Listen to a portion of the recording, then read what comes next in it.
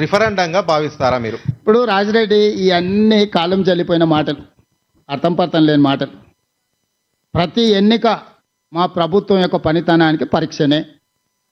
ప్రతి ఎన్నికల్లో వచ్చే ఫలితాలను గెలిచినా ఓడినా విశ్లేషించుకొని ఇంకా ఎట్లా బాగా పనిచేయాలి, పరిపాలన అందించాలి, పేదలకు సహాయం చేయాలనేదే మా ఆలోచన. పనికిమాలినోళ్ళు అప్పుడప్పుడు వచ్చేటోడు ఇట్లాంటి మాటలు మాట్లాడతాడు. సంక్రాంతి పండుగ గంగరెద్దులోళ్ళు ఇట్లాంటివన్నీ మాట్లాడుతుంటారు. నేను ఫుల్ టైం పొలిటీషియన్ అయ్యా, ప్రజాప్రతినిధిని. 2006లో జడ్పీటీసీగా ఎన్నిక అయినప్పటి నుంచి 2026 వరకు 20 సంవత్సరాలు నిత్యం ప్రజలలో ఉండి ప్రతిపక్షంలో ఉంటే ప్రశ్నించడం, ప్రభుత్వంలో ఉంటే పరిపాలన చేయడం. ఇదే ప్రజాస్వామిక స్ఫూర్తి. దాని ప్రకారం ముందుకు వెళ్తున్నాం. వాళ్ళు ఏం మాట్లాడుకుంటారో ఏమో, వాళ్ళ అభిప్రాయాలు ఏంటో. అసలు కేసీఆర్ బయటకే రాలే, ప్రధాన ప్రతిపక్ష నాయకుడు. ఓటే అడుగుతలేడు కదా, ఇక పోటెక్కడిది? ఫస్ట్ చంద్రశేఖర్ ఓటు అడుగుతే కదా వీళ్ళని ఎవడు నమ్మిండు? తండ్రే నమ్మడు. తండ్రి నమ్ముతాడా వీళ్ళను? వీళ్ళు దొంగలని ఆయనే ఎన్నోసార్లు మీ పోయిన వాళ్ళు అందరికీ చెప్పారు. అక్కడ ఉన్న సీనానికి ఎక్కువ తెలుసు వాళ్ళ పిల్లల మీద ఆయనకి ఏమో అభిప్రాయం ఉందో. వీళ్ళనే వాడు నమ్ముతాడా? తాడు పొంగరం లేనోళ్ళు పొద్దుగాలు ఆడుంటారో సాయంత్రం ఆడుంటారో తెలియదు. వీళ్ళకు ప్రజలతో ఏం సంబంధం? సీఎం గారు ఏం ప్రభాకర్?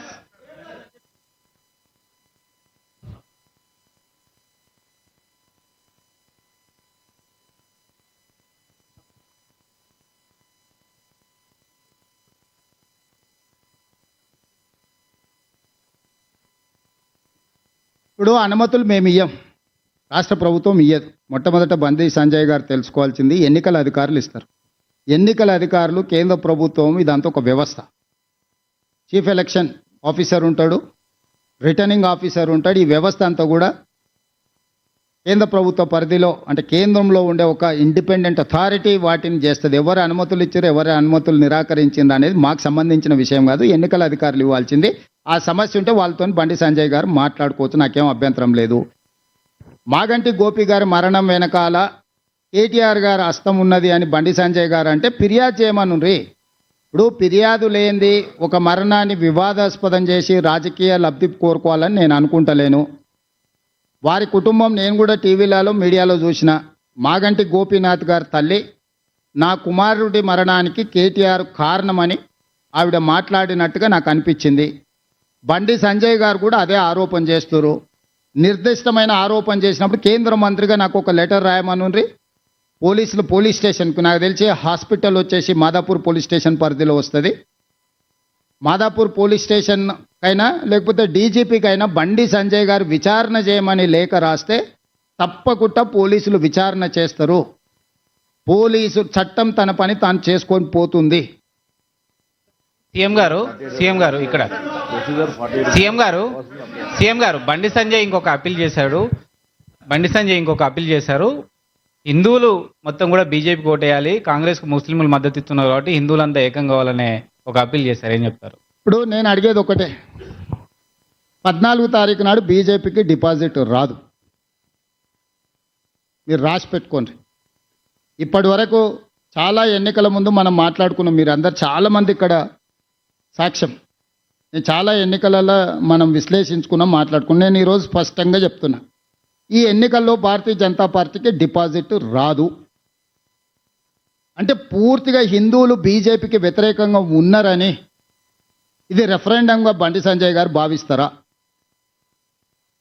వాళ్ళ కేంద్ర మంత్రి కిషన్ రెడ్డి గారే గెలవాలని కోరుకుంటలేడా? పాపం బండి సంజయ్ తాపత్రయమేంది? బండి సంజయ్, ధర్మపురి అరవింద్ తాపత్రయపడుతున్నారు ఎట్లయినా బీజేపీకి డిపాజిట్ తెద్దాం, ఏదో ఒకటి చేద్దామని. కిషన్ రెడ్డి గారు, బ్యాడ్ బ్రదర్స్ ఇద్దరు ఎవరు గెలవాలనుకుంటారో బండి సంజయ్కి తెలియకపోతే ఇంక నేనేం చేస్తా? కాబట్టి ఇవన్నీ లోతుగా బండి సంజయ్ గారికి కూడా అవగాహన ఉండొచ్చు. ఎందుకంటే కార్యకర్త నుంచి కేంద్ర మంత్రి వరకు వచ్చిందంటే సంజయ్ గారికి తెలియని రాజకీయం ఉంటుంది, దట్టు బీజేపీలో అని నేను అనుకోను.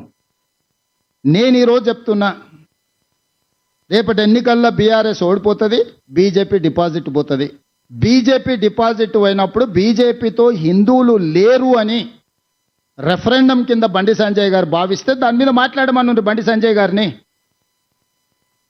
సో బీజేపీలో బండి సంజయ్, ధర్మపురి అరవింద్, ఈటెల్ రాజేందర్ లాంటి వాళ్ళందరూ ఒక రకంగా ఉంటే కిషన్ రెడ్డి, కేటీఆర్ వీళ్ళంతా ఇంకొక రకంగా ఉన్నారు. సీఎం గారు, బీఆర్ఎస్ జూబ్లీహిల్స్ ప్రగతి నివేదిక అని చెప్పేసి ఒక రిపోర్ట్ విడుదల చేసింది. అందులో మెట్రోకు సంబంధించి కూడా ఒక్క నిమిషం.